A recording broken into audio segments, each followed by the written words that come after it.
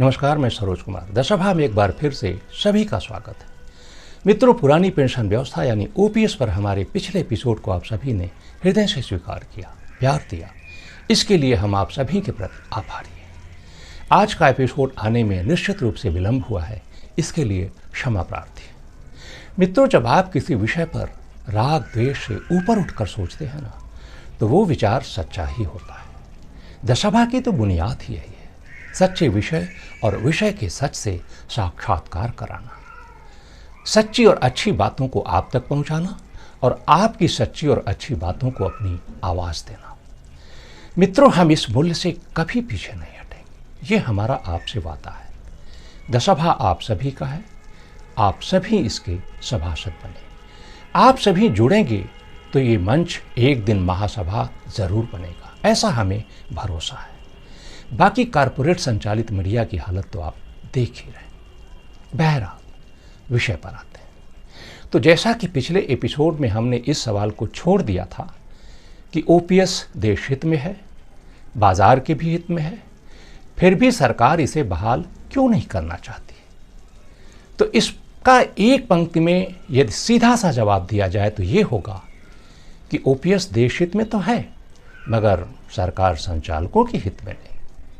NPS उनके हित में है, इसलिए वे उसके साथ चिपके हुए हैं। अब ये सब कैसे है, आज इस पर विस्तार से चर्चा करेंगे। विषय थोड़ा टेढ़ा है, इसलिए इस एपिसोड को ध्यान से देखिएगा, पूरा देखिएगा, तभी पूरी बात ठीक से आपको समझ आ पाएगी। तो मित्रों, एनपीएस के मूल सवाल पर आएं, इसके पहले इसकी जड़ को जानना बेहद जरूरी है।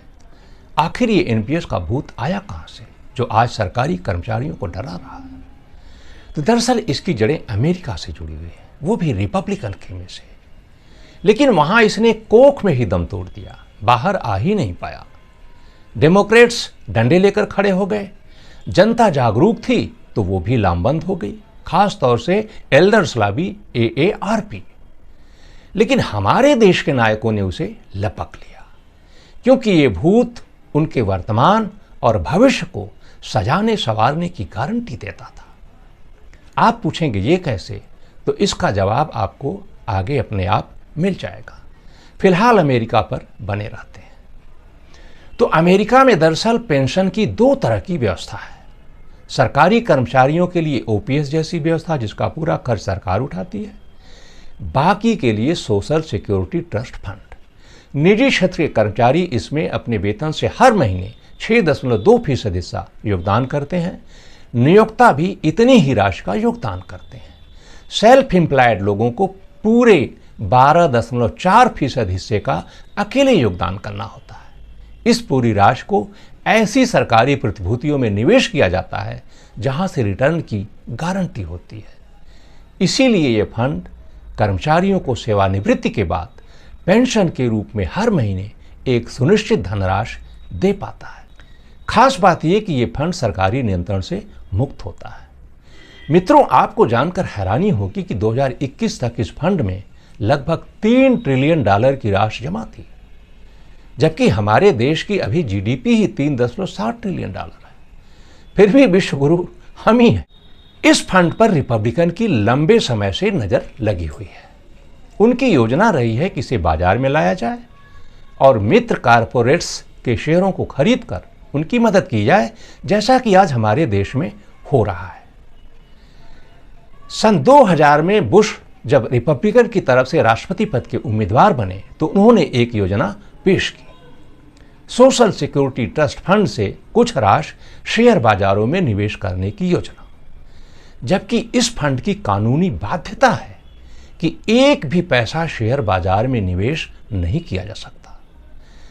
मित्रों, इस फंड के लिए ऐसा कानून इसलिए बनाया गया था ताकि अमेरिकी बुजुर्गों को हर महीने एक सुनिश्चित धनराशि पेंशन के रूप में प्राप्त हो सके, क्योंकि बाजार में लगाए गए पैसे के लौटने की कोई गारंटी नहीं होती।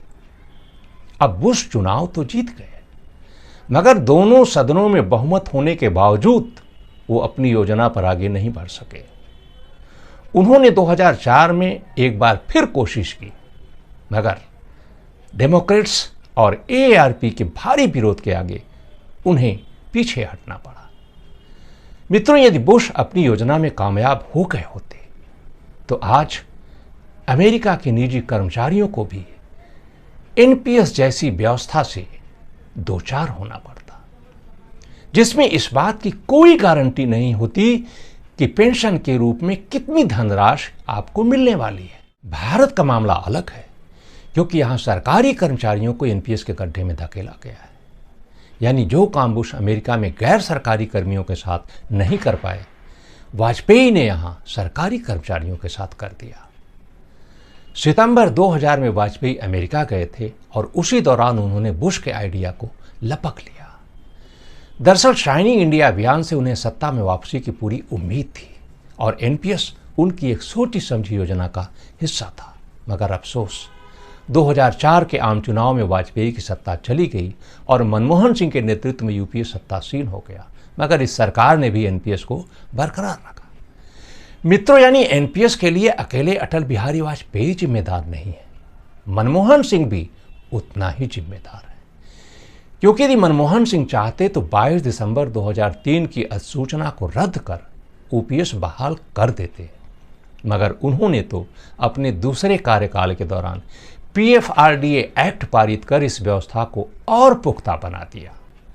हां, अब सत्ता में वापसी के बाद ओपीएस की बहाली की बात कांग्रेस कर रही है। अब आगे क्या होता है ये तो वक्त बताएगा। मित्रों, एनपीएस न तो कर्मचारियों के हित में है न देश हित में, फिर इसे क्यों लागू किया और अभी उसे क्यों बरकरार रखा गया है? आखिर ये कैसे सरकार संचालकों के हित में? हमारा मूल सवाल यही है। तो जैसा कि आप जानते हैं, हमारे देश में राजनीति आज मिशन नहीं रह गई, प्रोफेशन बन चुकी है। हजारों करोड़ों रुपए का कारोबार है राजनीति। एक ऐसा कारोबार जो ऊपर से दिखने में तो सफेद दिखता है, मगर अंदर से उतना ही काला है। इसे चलाने के लिए एक बहुत बड़ी पूंजी की जरूरत पड़ती है। एक चुनावी रैली में कई करोड़ रुपए खर्च हो जाते हैं और आम चुनाव में तो यह खर्चा हजारों करोड़ों रुपए तक चला जाता है। 2019 के आम चुनाव को देखिए, दुनिया का सबसे महंगा चुनाव था ये। कुल 60,000 करोड़ रुपए खर्च हुए थे। इसमें से अकेले 45% हिस्सा यानी 27,000 करोड़ रुपए अकेले बीजेपी ने खर्चे थे। एक विधानसभा चुनाव में सैकड़ों करोड़ों रुपए खर्च हो जाते हैं। चुनाव बाद सरकारें बनाने बिगाड़ने के लिए भी भारी भरकम रकम की जरूरत पड़ती है। अब ये पैसे कहां से आएंगे? कहां से आएंगे ये पैसे? कोई ठोस जरिया तो है नहीं। तो इसे हमारी आपकी जेब से खास तरकीब के जरिए निकाला जाता है। ओपीएस को समाप्त करना और एनपीएस को लागू करना इसी खास तरकीब का हिस्सा है। यानी सांप भी मर जाए और लाठी भी न टूटे। तरकीब और भी है, जैसे कारपोरेट टैक्स में कटौती कर देना, कारपोरेट ऋण को माफ कर देना, सार्वजनिक उद्यमों को औने पौने दामों में बेच देना और आम जनता को मिल रही सब्सिडी को बंद कर देना। मगर इन विषयों पर चर्चा अलग से फिर कभी करेंगे। आज एनपीएस पर ही बने रहते हैं। तो जरा इस पूरे चक्र को समझते हैं कि आखिर ये काम कैसे करता है। कैसे हमारी आपकी जेब से पैसा निकलकर सरकार संचालकों की जेब में पहुंच जाता है और हमें आपको पता तक नहीं चल पाता। तो जैसा कि आप जानते हैं, एनपीएस लागू करने से एक तरफ कर्मचारियों के वेतन से 10% कटौती करने का रास्ता खुल गया, तो वहीं ओपीएस पर खर्च होने वाली पूरी रकम बच गई। अब एनपीएस का पैसा मित्र कारपोरेट्स के शेयरों में निवेश किया जाता है, तो ओपीएस से बची हुई राशि कैपेक्स यानी पूंजीगत निवेश के जरिए मित्र ठेकेदारों तक पहुंचा दिया जाता है।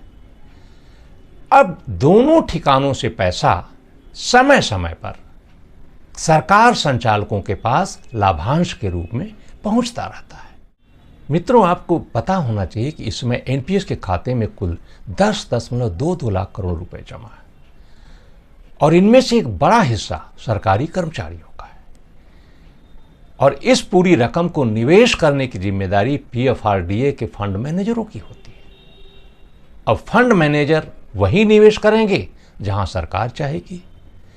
सरकार उसे ही चाहेगी जो उसके करीबी होंगे। अब सरकार के करीबी कौन है आपको बताने की जरूरत नहीं, अच्छी तरह से आप जानते हैं। अब LIC PFRDA का एक प्रमुख फंड मैनेजर है, लेकिन उसने अडानी के शेयरों में सैकड़ों करोड़ों रुपए गंवाने के बावजूद फिर से पैसे लगाए। अब इस दरिया दिली को क्या कहेंगे। मित्रों, मनी लॉन्ड्रिंग का क्लासिक केस है, लेकिन इसकी जांच कौन करेगा। हम आपसे एक सवाल पूछते हैं, क्या आपके मन में यह सवाल नहीं उठता कि सत्ताधारी दल के ही खाते में इलेक्टोरल बॉन्ड के सबसे अधिक पैसे क्यों आते हैं। वित्त वर्ष 2016-17 से 2021-22 के बीच इलेक्टोरल बॉन्ड से जितना चंदा सभी राजनीतिक दलों को मिलाकर मिला, उसका 3 गुना अकेले बीजेपी को प्राप्त होगा। बीजेपी को कुल 5,271.97 करोड़ रुपए मिले, तो बाकी सभी पार्टियों को मिलाकर 1783.93 करोड़ रुपए ही हासिल। मित्रों, जाहिर सी बात है, चंदा देने वालों के पास कोई पैसे का पेड़ तो है नहीं, और न तो वे कोई बहुत बड़े दानवीर ही है।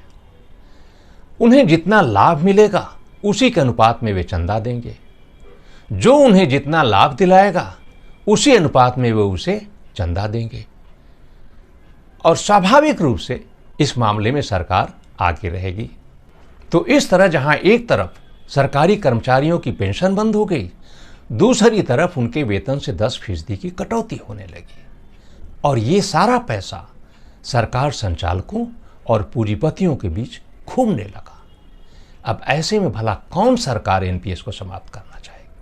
हाँ, यदि उन्हें ये समझ में आ जाए कि नोट खर्चने के बावजूद वोट नहीं मिलने वाला है, तो एनपीएस को कूड़ेदान में फेंक ओपीएस को बहाल करने में वे जरा भी देर नहीं लगाएंगे। कई राज्यों में ओपीएस की बहाली इसका जीता जागता उदाहरण है, और अब तो खबर है कि केंद्र सरकार भी किसी बीच के रास्ते पर मंथन कर रही है। ताजा खबर यह है कि टीवी सोमनाथन के नेतृत्व वाली जो समिति अप्रैल 2023 में गठित की गई थी, उसने कर्मचारियों के अंतिम वेतन का 40 से 45% हिस्सा पेंशन के रूप में देने की सिफारिश की है। हालांकि इसका अर्थ ये नहीं कि ओपीएस बहाल होगी, एनपीएस अपनी जगह बनी रहेगी और इसका पैसा भी बाजार में निवेश होता रहेगा। हाँ, बाजार से आने वाला रिटर्न और निर्धारित पेंशन राशि के बीच के अंतर को सरकार भरेगी। मित्रों, ओपीएस बहाली की मांग को लेकर आंदोलन कर रहे कर्मचारियों के लिए एक राहत भरी खबर हो सकती है, मगर जब तक आधिकारिक घोषणा न हो जाए तब तक इस पर भरोसा करना जल्दबाजी होगी। वैसे भी एनपीएस के बने रहने की स्थिति में ये एक सब्सिडी जैसी ही व्यवस्था होगी, जिसे कभी भी शुरू और बंद कर दिया जाता है। चुनावी मौसम में वैसे भी ऐसी घोषणाएं कितनी ठोस होती हैं आप बेहतर जानते हैं, मगर कर्मचारियों ने भी कमर कस रखी है। वोट को लेकर सरकार की कमजोर नस का उन्हें अच्छी तरह से पता है, इसीलिए उन्होंने वोट फॉर ओपीएस का नारा बुलंद कर रखा।